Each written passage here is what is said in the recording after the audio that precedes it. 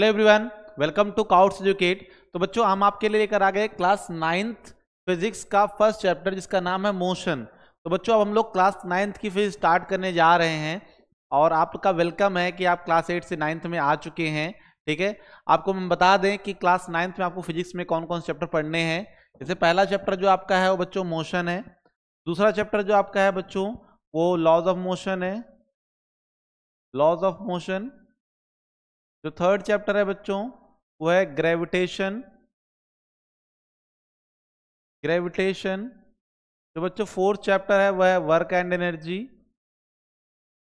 Work and energy.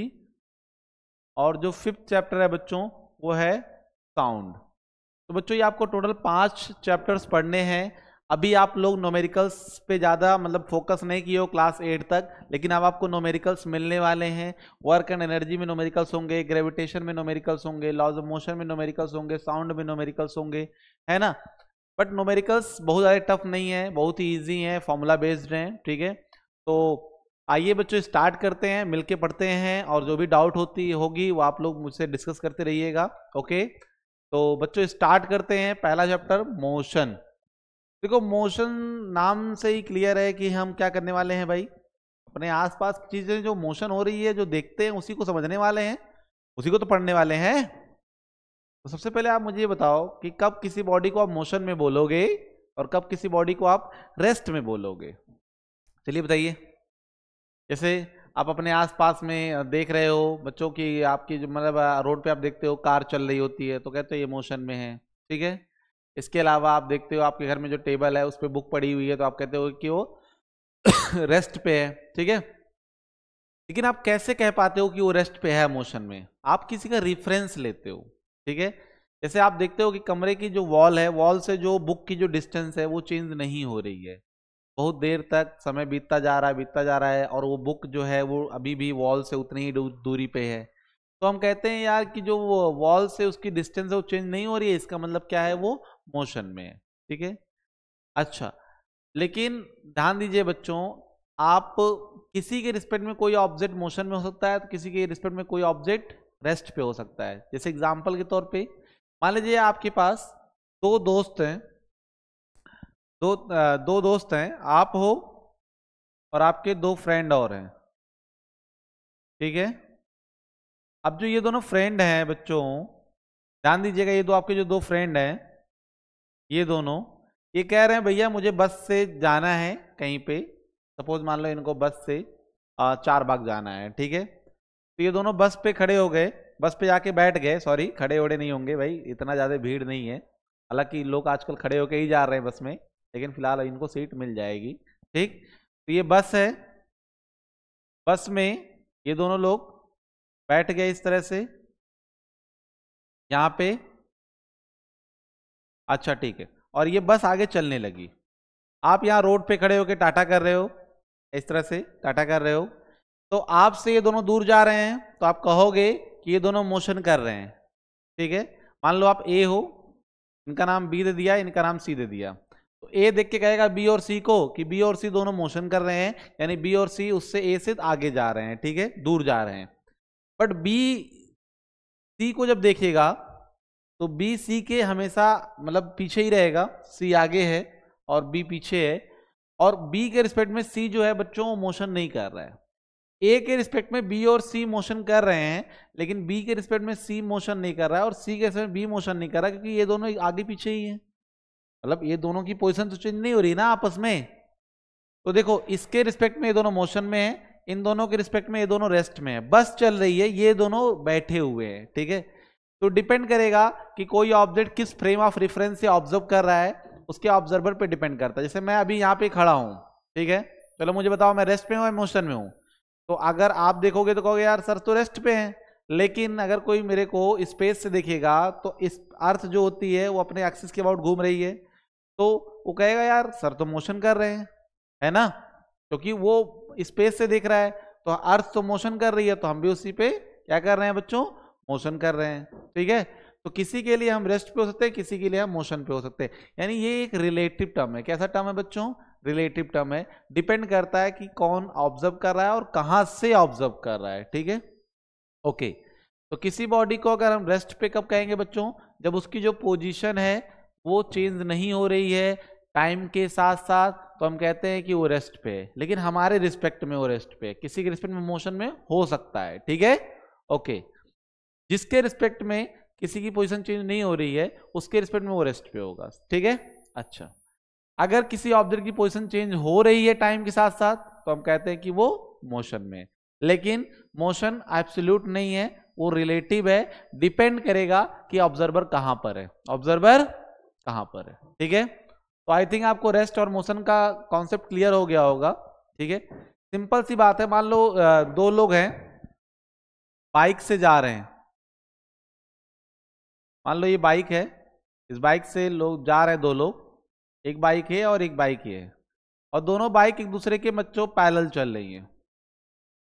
ये दोनों bike एक दूसरे के पैरेलल चल रही हैं और सेम स्पीड चल रही है। मान लो ये 40 किलोमीटर पर आवर की स्पीड चल रहा है और ये 40 किलोमीटर पर आवर की स्पीड चल रहा है।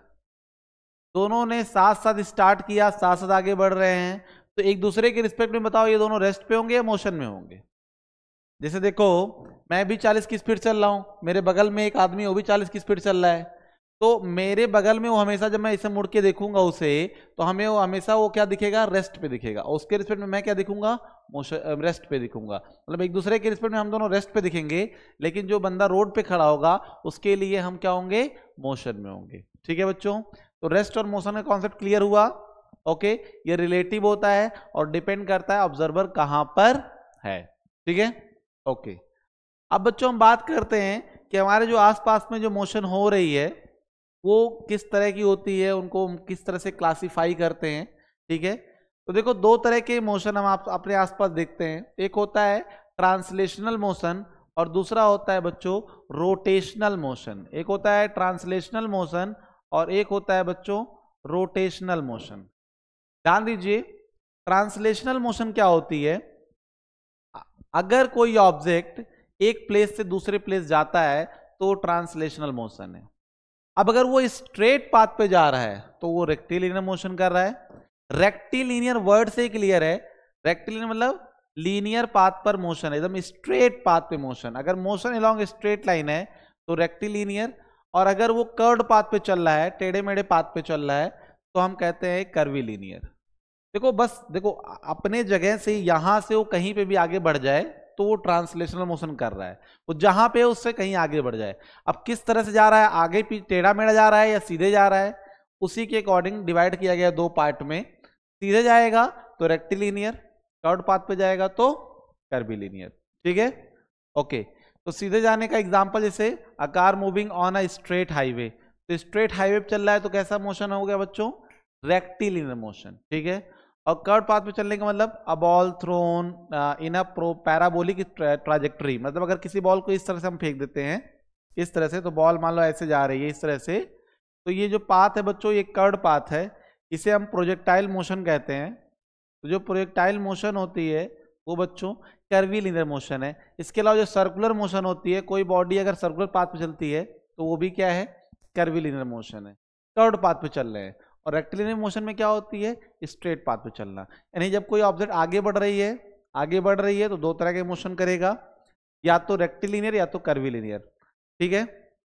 कर्वीलिनियर के ही एग्जाम्पल हैं ये दोनों, जो प्रोजेक्टाइल मोशन है, जैसे कोई ऑब्जेक्ट को आप थ्रो करते हो इस तरह से, तो उसका जो पाथ होता है ना इस तरह से जाता है, तो ये जो पाथ जा रहा है इसे प्रोजेक्टाइल मोशन बोलते हैं। और ये सर्कुलर मोशन है, तो सर्कुलर मोशन और प्रोजेक्टाइल मोशन दोनों कर्वीलिनियर मोशन के ही एग्जाम्पल है, ठीक है। ओके, तो अगर कर्व्ड पाथ पे चलेगा तो कर्वीलिनियर, स्ट्रेट पाथ पे चलेगा तो रेक्टिलिनियर, और अगर बस अपनी जगह से हिल जाए तो कौन सा मोशन, ट्रांसलेशनल मोशन, ठीक है। ओके, अगर अपनी ही जगह पे रह के किसी एक्सिस के अबाउट घूम रहा है, ठीक है, जैसे फैन है, तो फैन तो अपनी जगह पे ही है ना, अपनी जगह पे ये इस तरह से रोटेट कर रहा है, तो इस तरह के मोशन को बच्चों बोलते हैं रोटेशनल मोशन, ठीक है। जैसे a ceiling fan rotating earth spinning on its axis, axis के अबाउट अपने अर्थ स्पिन भी कर रहा है ना, इस तरह से घूम रहा है, या फिर जो सीलिंग फैन आपकी होती है इस तरह से घूम रही होती है, तो ये जो मोशन है बच्चों ये कौन सा मोशन है, रोटेशनल मोशन। एक बात आपको याद रखनी है, अगर ये मान लो सीलिंग फैन है, ये सीलिंग फैन है। तो ये जो सीलिंग फैन है बच्चों, ये कहीं जा नहीं रही होती, मतलब ये कहीं जा नहीं रही है, तो मतलब ये ट्रांसलेशनल मोशन नहीं कर रही, ये अपनी जगह पे रह के घूम रही है, मतलब इस तरह से अपनी जगह पे ही रह के ऐसे ऐसे ऐसे घूम रही होती है इस पॉइंट के अबाउट। तो बच्चों इसके जो हर एक पार्टिकल होते हैं ना, हर एक पार्टिकल वो सर्कुलर मोशन कर रहे होते हैं। जैसे एक पार्टिकल मैं अगर यहां ले लूं तो वो इस तरह से मोशन कर रहा होगा। तो जो रोटेशन जहां पे होती है बच्चों, जहां रोटेशन होती है उसके हर एक पार्टिकल सर्कुलर मोशन कर रहे होते हैं। अगर मैं बात करूं इस पार्टिकल की, यहाँ एक पार्टिकल है तो इस तरह से सर्कुलर पाथ पे इस तरह से मोशन कर रहा होगा। तो जो रोटेशन होती है तो उसमें हर एक पार्टिकल सर्कुलर मोशन कर रहा होता है, ठीक है, ओके। तो आई होप आपको रोटेशनल मोशन समझ में आया।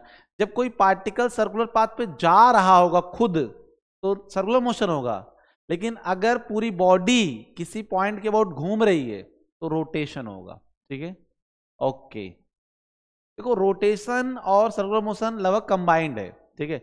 जो भी बॉडी रोटेट कर रही है उसके हर एक पार्टिकल सर्कुलर मोशन कर रहे होते हैं, हर एक पार्टिकल सर्कुलर मोशन कर रहा है। पार्टिकल सर्कुलर पाथ पे जा रहा है, पूरी बॉडी सर्कुलर पाथ पे नहीं जा रही, पूरी बॉडी तो अपनी जगह पे ही है, कि पार्टिकल सर्कुलर पाथ पे जा रहे होते हैं, ठीक है, ओके। इसके अलावा बच्चों एक मोशन और होता है जिसको बोलते हैं पीरियोडिक मोशन। पीरियोडिक मोशन का मतलब होता है कि अगर कोई रेगुलर इंटरवल के बाद रिपीट करे अपने मोशन को, जैसे आपकी घड़ी के सुई होते हैं, तो मान लो अगर आर वाली सुई है तो 12 घंटे के बाद वापस सुई 12 पे आ जाएगी, अगर 12 से चलेगी तो वापस 12 घंटे बाद 12 पे आ जाएगी। तो एक टाइम के बाद उसको रिपीट करेगी, नहीं रिपीट कर रही है। तो मिनट वाली हैंड है वो 60 मिनट बाद वापस अपनी जगह पे आ जाती है, ठीक है। तो जो एक टाइम के बाद अपने आप को रिपीट करे, जैसे हमारा जो अर्थ है, ठीक, वो सन के चारों चक्कर लगाता है। अर्थ जो है सन के चारों चक्कर लगाता है, कितने दिन में लगाता है भाई? 365 दिन में, ठीक है। तो 365 दिन में अगर चक्कर लगा रहा है, ठीक है, तो ये एक टाइम के बाद अपनी चीजों को रिपीट कर रहा है कि नहीं रिपीट कर रहा है। तो इस तरह के जो मोशन होते हैं वो पीरियोडिक मोशन होते हैं, ठीक है, जो एक टाइम के बाद अपने मोशन को रिपीट करे, ठीक। और ऑक्सिलेटरी मोशन क्या होती है? ऑक्सिलेटरी मोशन जो होती है एक पॉइंट के अबाउट आगे पीछे आगे पीछे आगे पीछे आगे पीछे आगे पीछे इस तरह से मोशन करे। तो to and fro motion, to and fro motion, back and forth, back and forth, back and forth, back and forth, आगे पीछे जो मोशन हो रही होती है बच्चों उसको बोलते हैं ऑक्सिलेटरी मोशन। किसी पॉइंट के अबाउट अगर कोई ऑब्जेक्ट आगे पीछे घूम रहा होता है, ठीक है, तो वो ऑक्सिलेटरी मोशन कर रहा होता है। जैसे एग्जांपल में, जैसे मान लो मैंने एक स्प्रिंग ले लिया, ऐसे स्प्रिंग ले लिया, स्प्रिंग को मैंने क्या किया, यहां से कंप्रेस कर दिया और कंप्रेस करके छोड़ दिया, तो क्या होगा? ऐसे ऐसे ऐसे ऐसे ऐसे ऐसे मोशन करेगा ना। तो ये बच्चों ऑक्सिलेटरी मोशन हो गए। क्या हो गया?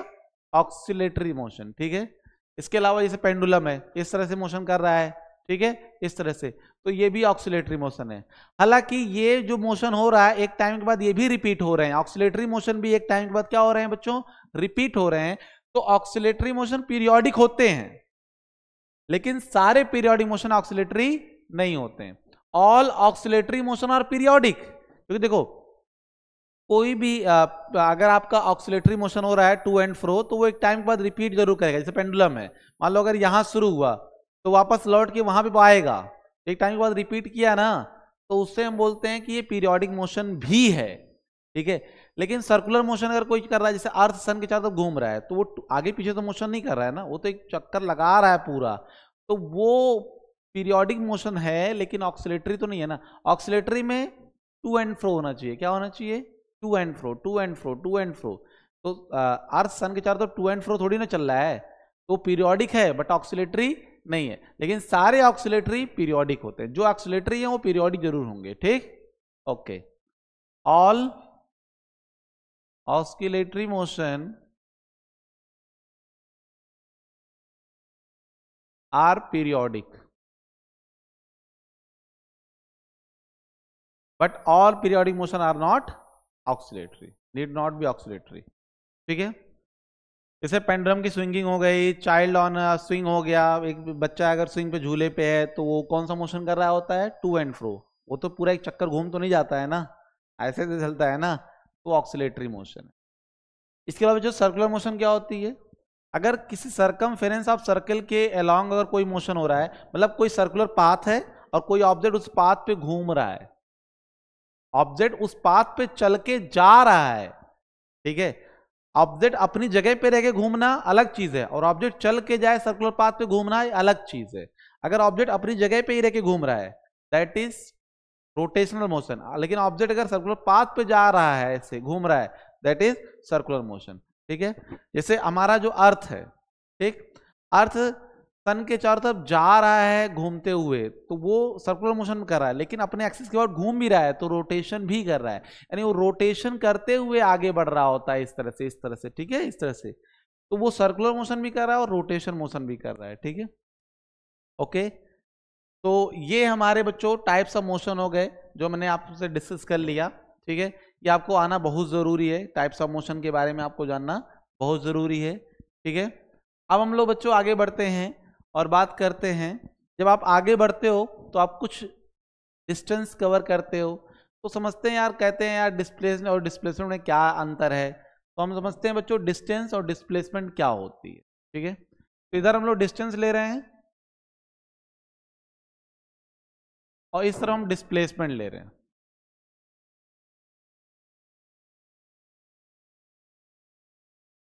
ठीक है, तो बच्चों डिस्टेंस जो होती है वो होती है total path length covered by body, total path length covered by body. जैसे मान लो कि कोई ऑब्जेक्ट है वो ए से बी जा रहा है, तो ए से बी जा रहा है, तो मान लो ऐसे ऐसे पहुंच गया, ए है और ये बी है, तो ए से बी मान लो इस रास्ते से गया, तो इस रास्ते की जो भी लंबाई होगी, इस पूरी लंबाई को नाप लेना, that is distance, that is distance. अगर वो इस रास्ते से जा रहा है तो इस रास्ते की लंबाई पूरी नाप लो भैया, जो भी लंबे रास्ते की लंबाई आती है वो डिस्टेंस होती है। लेकिन क्या ये दोनों जो डिस्टेंसेस हैं, क्या ये शॉर्टेस्ट डिस्टेंस है? नहीं, ए से बी जाने का जो सबसे शॉर्टेस्ट डिस्टेंस होगा वो ये होगा। ये जो शॉर्टेस्ट डिस्टेंस होती है, shortest distance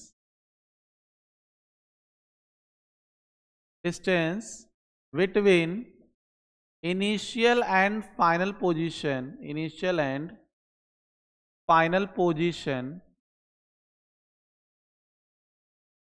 is called displacement। ठीक है, तो डिस्प्लेसमेंट क्या होती है बच्चों? शॉर्टेस्ट डिस्टेंस होती है between initial and final position.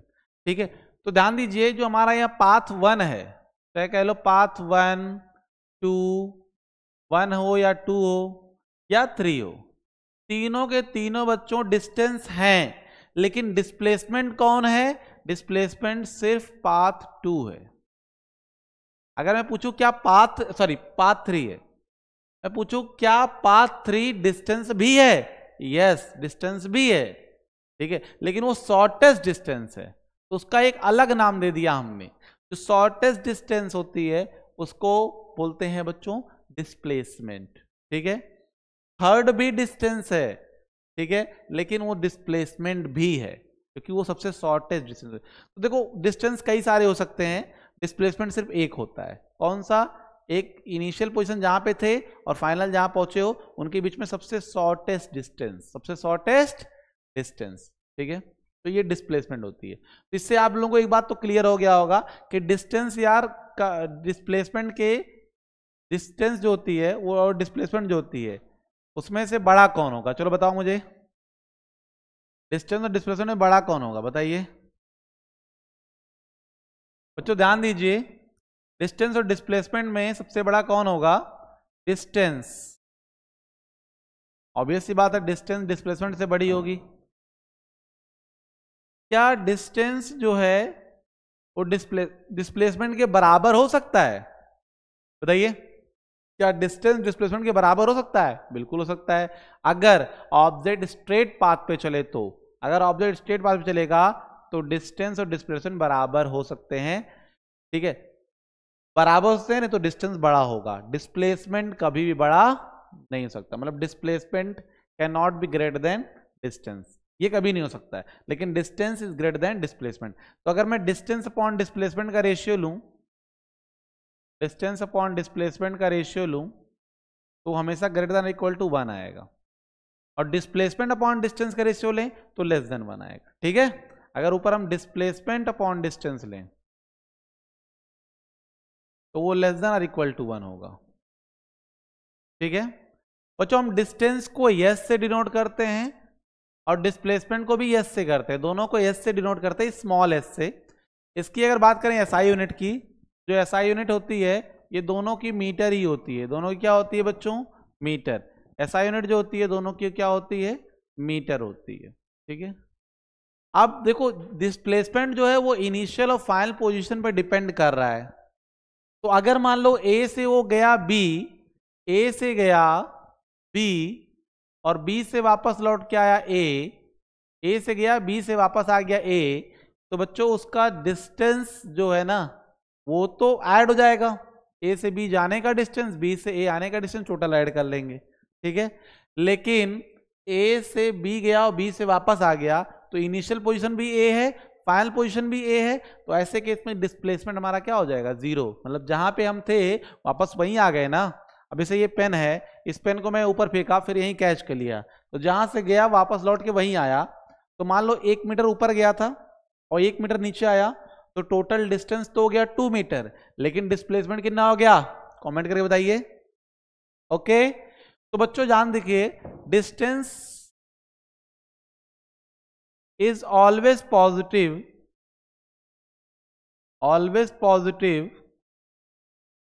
and can't be zero for a moving body,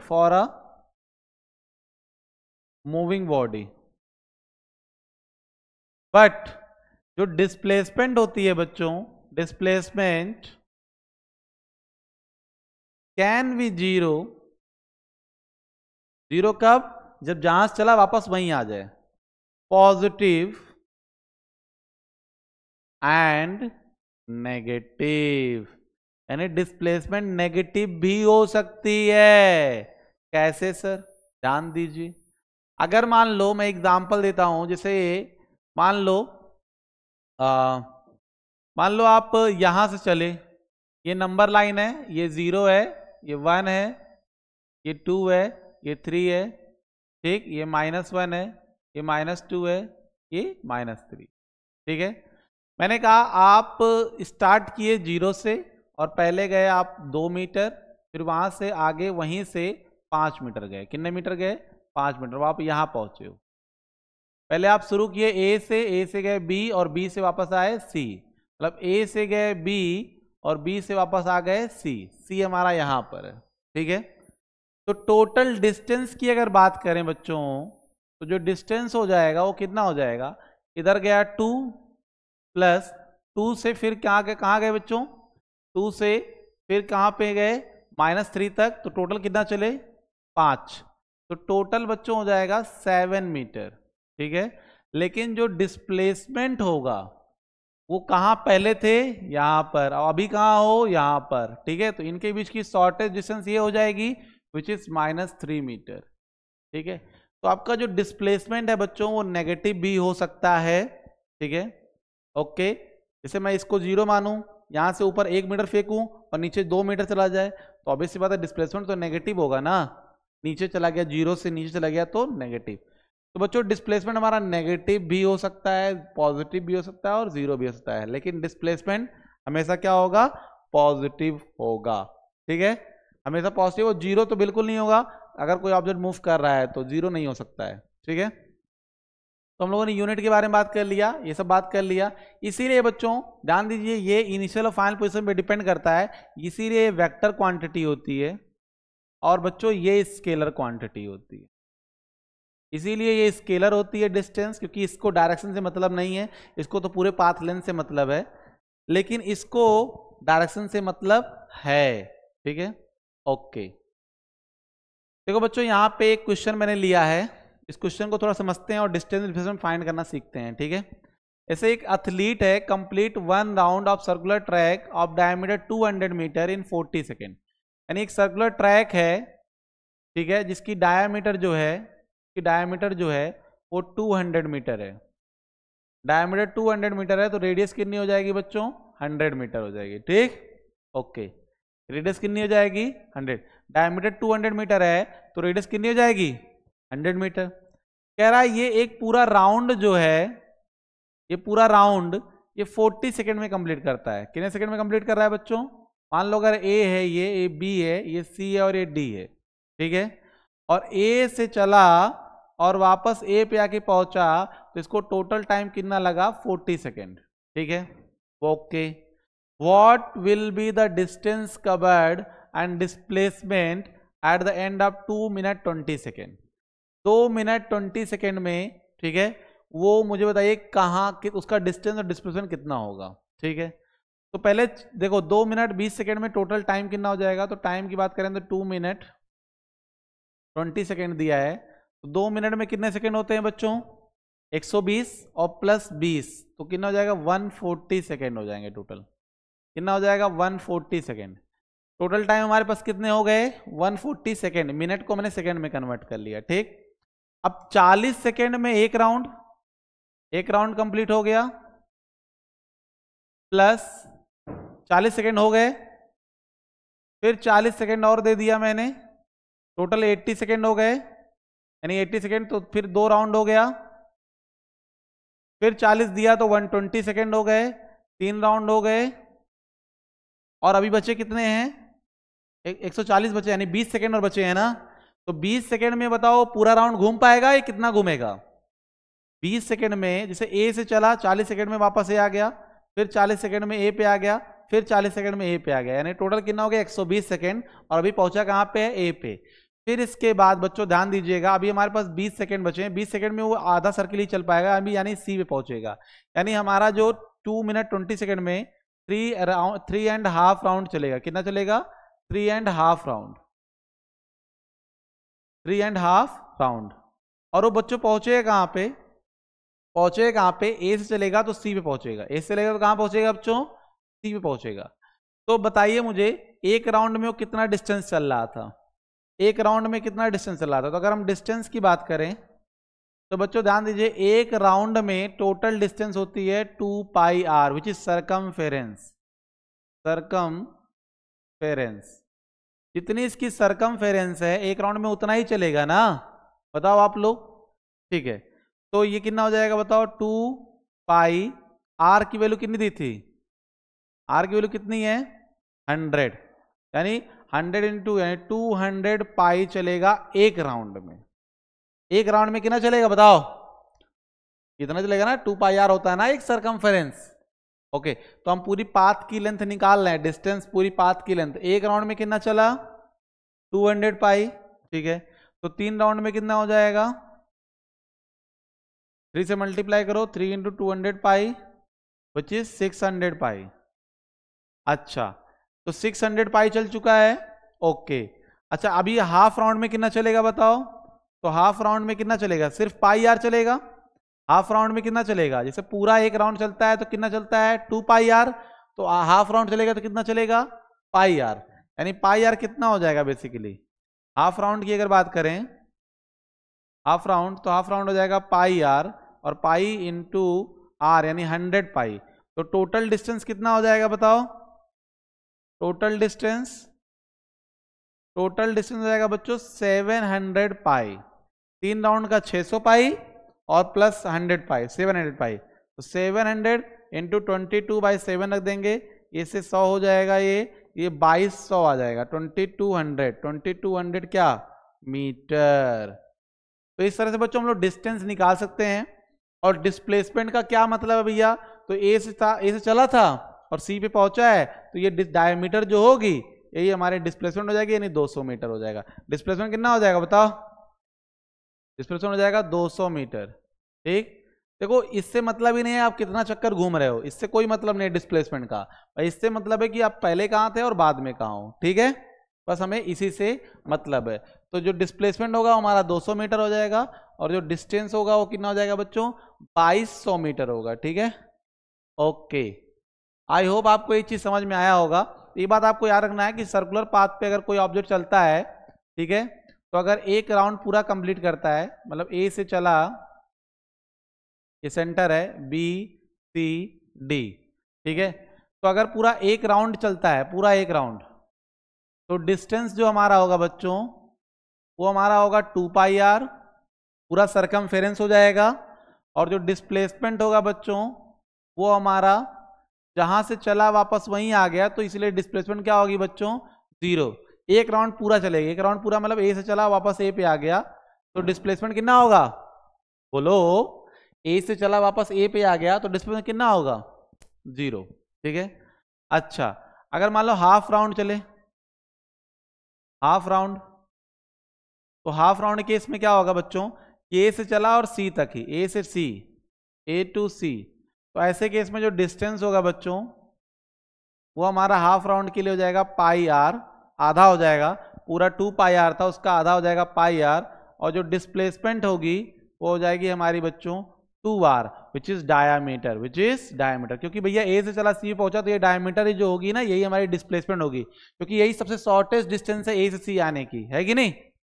okay अच्छा मान लो अगर ए टू बी चले, तो ए टू बी यानी ए से बी, तो अब देखो यहां से ए से सी चला था तो पाई आर हुआ था, ए टू बी चलेगा तो उसका भी आधा हो जाएगा, यानी क्या हो जाएगा 1/4, पूरा जो है वो 2 पाई आर है, उस 2 पाई आर का ए से बी क्या है 1/4 ही तो है, तो हमारा कह सकते हैं जो डिस्टेंस होगा बच्चों वो हो जाएगा 2 पाई आर अपॉन 4। ठीक है, ये हमारा कह सकते हो पाई आर बाई 2, तो जो डिस्टेंस हो जाएगी बच्चों वो पाई आर बाई 2 हो जाएगी। ए से सी तक हमारा पाई आर था, ए से बी तक पाई आर बाई 2, उसका भी आधा हो जाएगा। लेकिन जो बच्चों डिस्प्लेसमेंट होगी उसको समझना थोड़ा, देखना ये हमारा रेडियस है, ये हमारा रेडियस है, ए से बी तक का डिस्प्लेसमेंट ये होगा, ये डिस्प्लेसमेंट होगा। ठीक, तो जो डिस्प्लेसमेंट होगा बच्चों बेसिकली हाइपोटेन्यूस होगा, और डिस्प्लेसमेंट हाइपोटेन्यूस अगर है, ये देखो हाइपोटेन्यूस है ना, तो ये क्या होगा perpendicular square plus base square, आपको पाइथागोरस थ्योरम आती है ना, तो हो जाएगा R square plus R square, ये कितना हो जाएगा 2r स्क्वायर यानी √2r, जो हमारा डिस्प्लेसमेंट होगा बच्चों √2r हो जाएगा। ठीक है, कितना हो जाएगा बोलो √2r। ये हमें हाइपोटेन्यूस निकालनी पड़ेगी, पाइथागोरस थ्योरम से निकालेंगे, hypotenuse square is equal to होता है ना perpendicular square plus base square, तो उससे हमने निकाला है, तो √2r आ जाएगा। ठीक, अच्छा अगर मान लो ए टू डी चले, तो ए टू डी चले तो ए टू डी में डिस्प्लेसमेंट यही होगा, यही होगा, ये रेडियस है ये भी रेडियस है, तो डिस्प्लेसमेंट अभी भी हमारा वही होगा, क्या हो जाएगा डिस्प्लेसमेंट √2r, r बाहर है। ठीक है, लेकिन जो डिस्टेंस होगा बच्चों, डिस्टेंस ए से डी चले हो, तो ए से डी चले हो तो ए से जो सी था वो कितना था पाई आर था, और डी से सी जो होता है वो हमारा पाई आर बाई 2 हो जाएगा, मतलब एक पार्ट जो होगा वो pi r by 2 pi r by 2, तो पाई आर हो गया और ये पाई आर बाई 2, 3 बार पाई आर बाई 2 ऐड कर दो चाहे तो ये जाएगा 3 पाई आर बाई 2, तो ये हमारा हो जाएगा डिस्टेंस अगर हम ए टू डी चलें तो। ठीक है, तो सर्कुलर मोशन में इस तरह से हम डिस्टेंस और डिस्प्लेसमेंट निकालते हैं। ठीक है, ओके, तो आई होप आपको ये समझ में आया होगा। ठीक है, आज के लिए बस इतना ही बच्चों, okay, thank you and have a nice day.